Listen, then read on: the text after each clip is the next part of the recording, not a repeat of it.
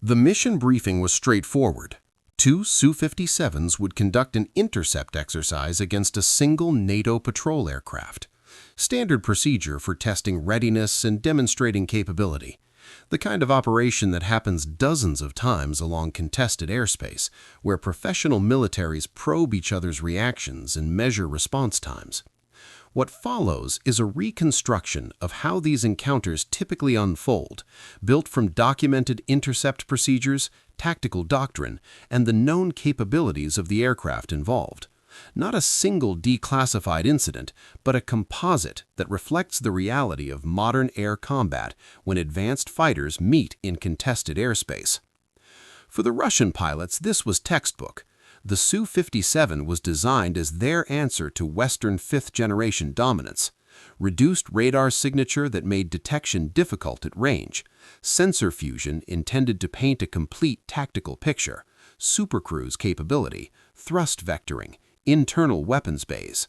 The design philosophy centered on a single concept: see first, shoot first, win decisively. And there were two of them against one target. The target was an RAF Typhoon on routine patrol over international waters, fourth-generation technology in an era increasingly defined by fifth-generation capabilities. Excellent radar, proven weapons, superior agility in close combat, but no stealth whatsoever. On Russian displays, it would appear as clear as daylight, broadcasting its position with every radar sweep. The mission plan reflected this asymmetry. Execute a bracketed approach from opposite vectors, use stealth to close undetected, establish weapons parameters before the target could react effectively, demonstrate air superiority through positioning rather than confrontation. Simple, clean, exactly what the Su-57 was built to accomplish. If this plan worked, it would validate doctrine and capability in a single exercise. International airspace stretched empty under scattered clouds. The Typhoon maintained steady patrol altitude, radar active in standard search pattern. The pilot knew Russian aircraft operated nearby. These encounters happened regularly enough to follow predictable patterns. Professional courtesies usually prevailed, aggressive maneuvering occasionally, actual threat almost never. Then her radar warning receiver chirped. Not the sustained tone of active targeting, just the brief indication of being swept by search radar. She checked her displays. Nothing concrete yet, just the awareness that somewhere out there, someone was looking. The Su-57s approached with calculated precision. Lead aircraft high and offset, wingman lower and opposite side. Classic geometry that created mutual support while dividing the target's attention. They maintained formation discipline, communication brief and professional. Range decreased steadily. 40 nautical miles, 35, 30. On their displays, the Typhoon appeared brighter than expected for this range and aspect. Bright, clear, unmistakable. Course steady, speed constant, altitude maintained. Predictable behavior from an aircraft aware of being monitored, but not yet concerned. The Russian pilots exchanged brief confirmations. Geometry good, sensors tracking, timeline holding. Parameters were within acceptable range. The Typhoon pilot studied her tactical display with practiced attention. Her radar offered intermittent returns, tracks that appeared and faded as the Su-57's reduced signatures interacted with detection thresholds. Not invisible, but difficult. Fire control solutions unstable, probability calculations fluctuating. She made mental notes about their approach vectors, the slight timing differences in their movements, the way they positioned relative to each other. 25 miles, 20. The distance where the modern doctrine suggested the fight's outcome became statistically predictable. Two stealth fighters with first-look advantage against a single non-stealth platform. The math favored the hunters overwhelmingly. But the Typhoon pilot had been studying those intermittent returns carefully. The way they flickered gave information, aspect angles, closure rates, coordination patterns. The Su-57s were executing their approach with disciplined precision, which meant their behavior followed predictable templates. And predictability, even professional predictability, created opportunities. She adjusted her altitude. Not dramatically, just a few hundred feet, executed smoothly enough to appear routine, like a pilot making minor course corrections during standard patrol. Nothing that should trigger concern. The high Su-57 corrected immediately to maintain optimal geometry. The lower aircraft adjusted half a second later. That tiny delay suggested something about their command structure, their decision-making process, who led and who followed, information she filed away for later use. This was the first moment the intercept stopped going according to plan. 15 miles. The Russian pilots remained confident. Their approach was sound. Target still flying straight, no evasive action, no sudden maneuvers, everything developing as anticipated. Lead aircraft confirmed sensor lock quality. Wingman acknowledged positioning. The intercept was progressing without apparent issues. The Typhoon pilot made her next move at 12 miles. She reduced speed slightly while maintaining altitude. In any tactical manual, this looked wrong. Speed was survival. Speed created options. Bleeding energy against two opponents violated fundamental doctrine. If this maneuver failed, she would have given up her most important defensive asset for nothing. But bleeding speed forced the Su-57s to make a choice: maintain their closure rate and risk overshooting optimal geometry, or adjust their own speed and reveal more about their tactical flexibility. They chose the second option, both aircraft making subtle thrust changes to match her new energy state. Those thrust changes created heat signatures, brief but detectable. The Typhoon's infrared search and track system captured the thermal blooms, improving track confidence independent of radar. The Su-57's stealth advantage was eroding, not because their technology failed, but because engagement geometry was compressing into a regime where reduced radar signature mattered less than thermal management. 10 miles. The lead aircraft called the decision point. Begin final positioning for simulated weapons employment. Demonstrate intercept capability. Complete the mission. His wingman acknowledged and began sliding wider to establish crossfire geometry. That's when the Typhoon turned. Not away from the threat, towards it, directly at the lower Su-57. The Russian pilot reported the maneuver immediately, more surprised than concerned. Target was reversing, closing aggressively. This wasn't defensive, this was offensive. The Typhoon that was supposed to be intercepted was now attacking. Lead aircraft compensated, maintaining his high position while tracking the developing situation. Wingman acknowledged and prepared to counter. This was still manageable. They had numbers, they had position, they had superior technology in most categories. This was manageable if they didn't make mistakes. The Typhoon pilot pulled into a climbing turn, trading speed for altitude in a high G maneuver that pressed her into her seat and narrowed her vision at the edges. The move looked desperate, like someone trying to escape by going vertical.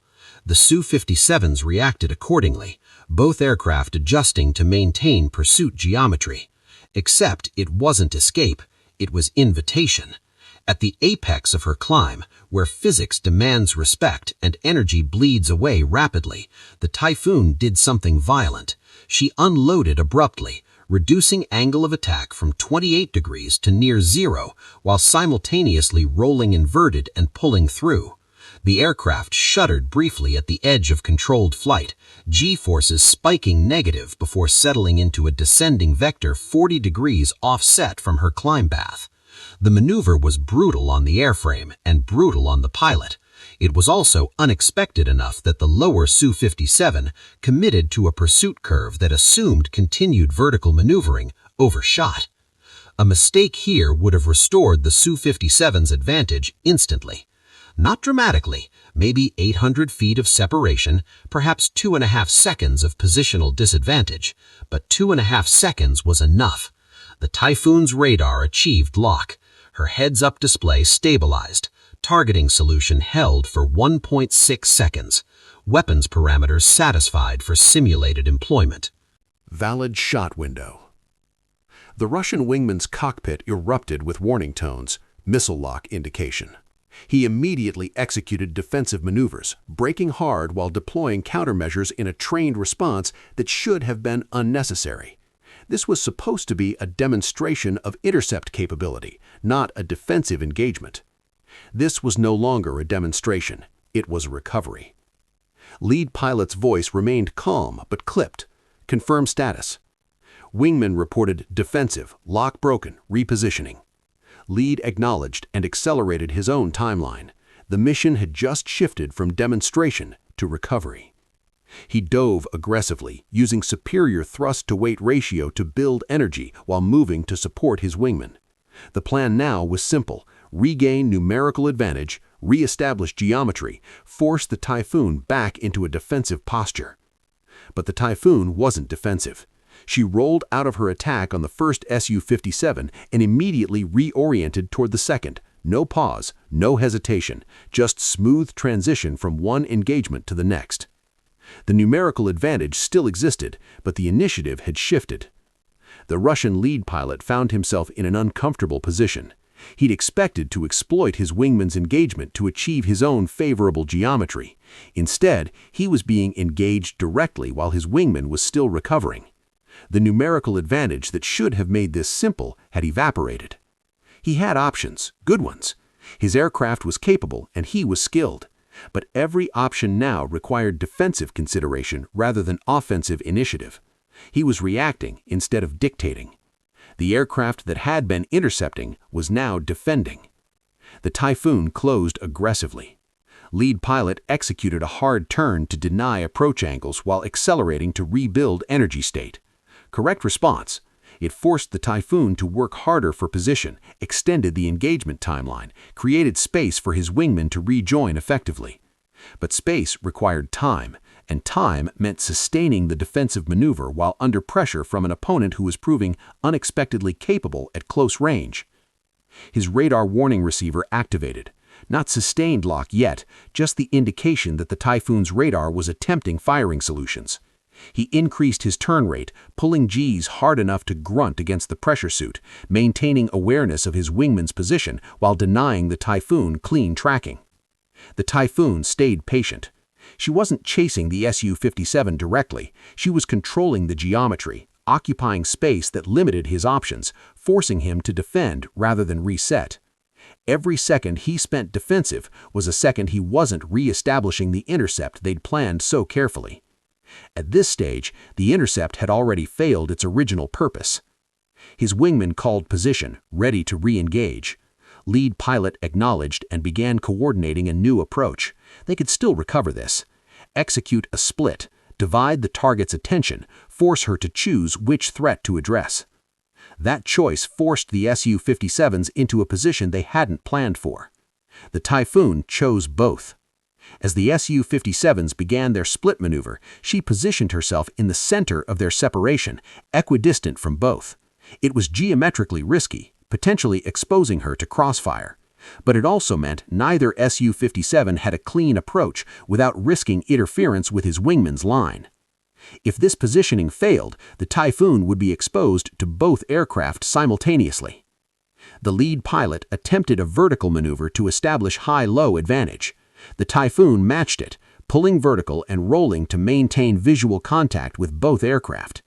Her radar achieved intermittent locks on the lead Su-57 as he climbed, solutions fluctuating but present. He recognized the developing problem. She was maintaining central position while his aircraft and his wingmans were being forced to react around her. They'd lost initiative completely. The aircraft that was supposed to be defending was controlling the engagement. The supposed target was controlling separation. From here, there was no reset without risk. He made the tactical decision: call the exercise. This had stopped being a demonstration of intercept capability and become a close-range engagement that wasn't achieving mission objectives. His wingman acknowledged, both aircraft beginning disengagement procedures. This was the last point where a clean disengagement was still possible. The Typhoon didn't pursue. She maintained position, allowed separation to open, returned to patrol altitude as if the previous 3 minutes hadn't happened. Professional courtesy dictated allowing clean disengagement once tactical exercise concluded. From first turn to final separation, less than 4 minutes. The Su-57s departed, their pilots beginning mental debrief of what had gone wrong. The planned intercept had been perfect. The execution had been sound. The target had simply refused to cooperate with being intercepted. Everything from here depended on lessons learned, not technology demonstrated. The Typhoon resumed standard patrol, radar returning to search pattern. Her report would be brief: intercepted by 2 Su-57s, executed defensive counter, forced disengagement. Standard language that made it sound routine. In Russian command centers, analysts would review the data carefully. Their conclusions would be uncomfortable. The Su-57s had done everything correctly. Their approach was textbook, their coordination was professional, their technology performed as designed. They'd been outmaneuvered by someone who understood their doctrine well enough to systematically counter it. Someone who recognized that technology creates opportunities, but humans decide how to exploit them. Someone who demonstrated that numerical advantage requires effective employment, and effective employment means adapting when the opponent refuses to behave predictably. That was the uncomfortable truth they would need to address. The mission had been designed to demonstrate air superiority through technological and numerical advantage. Instead, it became a reminder that superiority requires more than specifications. It requires maintaining initiative. It requires unpredictability. It requires recognizing when the opponent has seized control of the fight and having the flexibility to respond effectively. The Su-57 pilots were professionals. They would learn from this. Training would be adjusted. Tactics would be refined. Future encounters would incorporate lessons about opponents who don't cooperate with being intercepted. But the core lesson was simple and uncomfortable. They'd sent 2 of their most advanced fighters against a single legacy airframe with clear mission objectives and overwhelming advantages. They'd been forced to disengage without achieving those objectives. Not through dramatic failure, but through gradual erosion of the conditions that made their advantages relevant. That's the uncomfortable truth about modern air combat. Technology creates possibilities. Training creates capabilities. But successful employment requires something harder to quantify. The judgment to recognize when your opponent has changed the game. The flexibility to adjust when your plan stops working. The wisdom to disengage when continuation serves no purpose. The Russian pilots possessed all those qualities. They demonstrated them by recognizing the engagement wasn't achieving objectives and making the professional decision to disengage rather than persist in an increasingly unfavorable situation. But they'd been outmaneuvered first. And in military aviation, being outmaneuvered teaches lessons that comfortable superiority never does. Lessons about assumptions, about predictability, about the difference between paper advantages and practical outcomes. The Typhoon sat on the flight line cooling in evening air. Maintenance crews performed standard checks, everything nominal, ready for tomorrow's mission. Just another aircraft in inventory, not different than dozens of others. Except that for 4 minutes over international waters, it had demonstrated something fundamental about air combat. That confidence requires verification. That plans require flexibility. That advantage on paper requires execution in practice. And that sometimes the most dangerous opponent isn't the one with better technology, but the one who understands your technology well enough to negate it. The sky returned to empty. International airspace with no evidence of what had occurred. No dramatic footage, no headlines. Just professional pilots on both sides who would remember those 4 minutes clearly. The Su-57s returned to base. Excellent aircraft, skilled pilots, advanced technology. They would fly again tomorrow, better prepared for opponents who refuse to be predictable. The Typhoon landed routinely, standard recovery, normal procedures. The pilot climbed down, filed her report, moved on to the next mission. Because that's what professionals do. They execute, they adapt, they learn, they continue. That's the cycle. But somewhere in classified briefing rooms, the engagement would be studied carefully, not as propaganda, not as evidence of superiority, but as a case study in what happens when doctrine meets reality, and reality doesn't cooperate. When technology meets tactics, and tactics prove more flexible. When numbers meet skill, and skill finds ways to equalize odds. The lesson wasn't that stealth doesn't work. It absolutely does. The lesson wasn't that 5th-generation fighters aren't superior. They clearly are in most situations. The lesson was simpler. That military capability requires effective employment. That effective employment requires understanding not just your own strengths, but your opponent's decision-making. That the fight you prepare for isn't always the fight you get. And that when reality diverges from planning, adaptation matters more than persistence. 2 stealth fighters had been sent against one 4th-generation airframe with clear mission objectives and overwhelming advantages. They'd been forced to disengage without achieving those objectives. Not through dramatic failure, but through gradual erosion of the conditions that made their advantages relevant. That's the uncomfortable truth about modern air combat. Technology creates possibilities. Training creates capabilities. But successful employment requires something harder to quantify. The judgment to recognize when your opponent has changed the game. The flexibility to adjust when your plan stops working. The wisdom to disengage when continuation serves no purpose. The Russian pilots possessed all those qualities. They demonstrated them by recognizing the engagement wasn't achieving objectives and making the professional decision to disengage rather than persist in an increasingly unfavorable situation. But they'd been outmaneuvered first. And in military aviation, being outmaneuvered teaches lessons that comfortable superiority never does. Lessons about assumptions, about predictability, about the difference between paper advantages and practical outcomes. The Typhoon sat on the flight line, cooling in evening air. Maintenance crews performed standard checks, everything nominal, ready for tomorrow's mission. Just another aircraft in inventory, no different than dozens of others, except that for 4 minutes over international waters, it had proven something that no amount of simulations or briefings could demonstrate as effectively, that when professionals meet professionals in contested airspace, outcomes depend on more than specifications. They depend on decisions made in seconds under pressure by humans who understand both the technology and the psychology of air combat. That understanding, more than any radar cross-section or sensor fusion capability, determined what happened. 2 Su-57s that were supposed to dominate were forced to withdraw. One aircraft that was supposed to be overmatched controlled the engagement, not through superior technology, but through superior employment of adequate technology against opponents who refused to cooperate with their tactical assumptions. The sky grew dark. Aircraft on both sides prepared for the next day's missions. The cycle continues, as it always does, professional militaries testing each other in carefully controlled encounters that measure readiness without escalating to actual combat. But the lessons matter. They shape training, they influence procurement, they remind everyone involved that confidence requires constant verification, that advantages require skilled exploitation, and that the opponent gets a vote in how any engagement develops. 2 Su-57s had received that reminder clearly. The Typhoon had delivered it without drama or excess, just professional execution of defensive tactics that recognized opportunity and exploited it decisively. That's all it was.